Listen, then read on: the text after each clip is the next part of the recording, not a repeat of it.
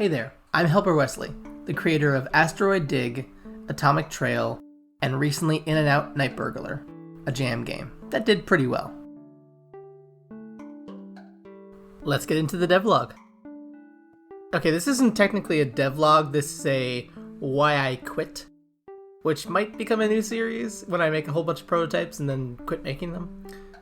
Hopefully not, but we'll see. So, why I quit making Dad with a Toddler, which is the temporary title I gave this game back when I was working on it. What I wanted this game to be was this city-sized game where you could go in between different buildings and fight aliens while having to worry about and protecting your child. It was a great learning experience. I learned a lot of really great things, a lot of things not to do, and I think it turned out pretty good for it as, for what it was. It took me maybe a couple of months to make it. I stopped. Not finished. I stopped working on it because I got to that point where the game was a playable prototype and I could have people play it, but then when I looked at how much was left to do, I'd realized I might have gotten a little bit overzealous with the whole scope creep thing. And it really wasn't worth it. It was too much. I think the game itself would have been fun if I'd finished it, and I think it would have been something that I could have sold, but the amount of work I would have had to put into it to get it to that point was just way too much. So let's just talk about what the game was and the things that I created with the game, and the reasons I thought it was going to be good, and the reasons I ultimately quit. The thing I really liked about it was I genuinely made the child. He had this roaming AI where he'd just wander off on you if you weren't paying attention. So if you took him out of the backpack and laid him on the ground so that you could scavenge something, so you can replenish your guns, ammo, and your flashlight batteries and health, then while you're doing that, your flashlight goes away, and the child can just wander off. If the child gets hit by an alien, it's an instant loss. If you get hit by an alien, you take damage. But if the child gets hit by an alien, then it's an instant loss.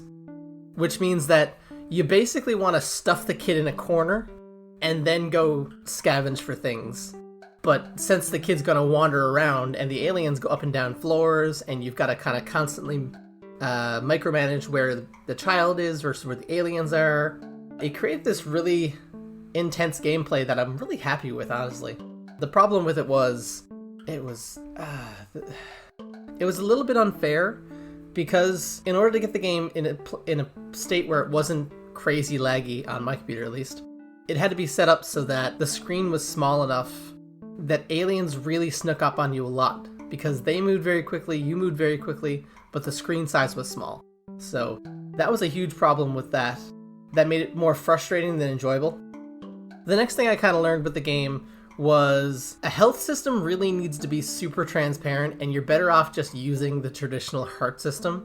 If you look at the bottom left corner, I tried to make this system where when you took damage, the goo kind of overtook your character, but because it wasn't in set increments that had like a gauge so you could tell exactly how much health each hit took from you, people just got confused, which is fair. It is kind of confusing now looking back on it, because it's been like 4 or 5 months since I've even looked at this thing, and I can't remember if it takes 6 shots to kill you, or 5 shots, or 4 shots. The only thing that really worked out well with the UI was the battery. The battery was fine. It very clearly shows you how much you have left, and when you're low, it's very obvious, right? The scavenging was pretty good. It worked out wonderfully. I tried to steal aspects from, what was the game? Crap, I'm gonna have to look this up.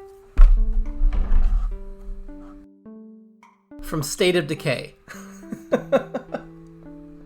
I love State of Decay. It's a wonderful zombie game. It's a little bit janky here and there, but honestly, because of the lack of really good zombie games, I can put up with a little bit of jank. That's okay. That's not a big deal.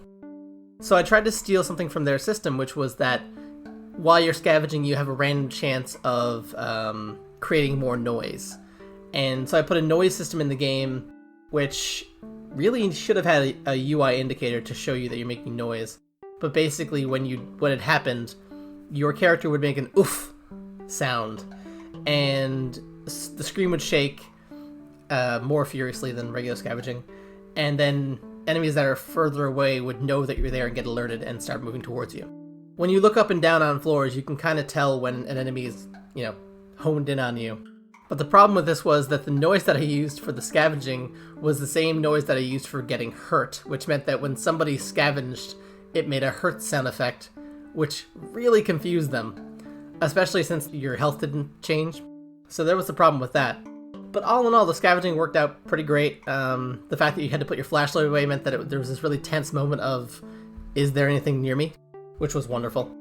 Another big problem with this was that I hadn't quite figured out yet how to make individual enemies have their own separate AI. So genuinely, there were a lot of conflicts with that, because sometimes one enemy would pick up on you being there, and then all the other enemies of that type got alerted. Which meant that even though you hadn't alerted an enemy that was near you, you'd still have these enemies that were on other floors trying to get to you. So this prototype was set up so that while you're scavenging for things, there are a set number of enemies that start in the map, but then as you're playing, more funnel in from the main door, and then they randomly, if they're not alerted to you, randomly go through doors and go up and down floors based on a random chance. So they'll go, if they hit a door and the random chance says go for it, then they'll go up or down. So they'll spread out randomly, which means that as you're scavenging, more enemies are flooding into the building, and they're randomly filling up the building while you're out doing things, which is really good, actually. I'm genuinely happy with how that worked out. The only problem with this project, really, the only thing that wasn't fixable was the fact that its scope was so big, and there was no way for me to quickly tie the scope of the game back in on itself to make it a smaller experience. There was just no real way for me to do that without completely rehauling the game. The game was going to be this system where you go out and scavenge during the nighttime, and then during the daytime you have your base that you're just kind of selecting upgrades and micromanaging the base. Intended features were things that having to feed the baby and cuddle the baby and so on, and maybe even making the baby go to sleep for a little while, have a nap, so that way the baby wouldn't scream randomly that would alert enemies. That was an intended thing to implement, but again, scope creep. It was just, there were too many things that I wanted the game to be that the game itself just could not be finished in a reasonable time period. Which sucks, but I'm sure you've all done the same thing. If you've made a game before, you had to deal with scope creep. One person can only do so much work, right? That's it. So the choice I made, of course, was to scrap this game, unfortunately.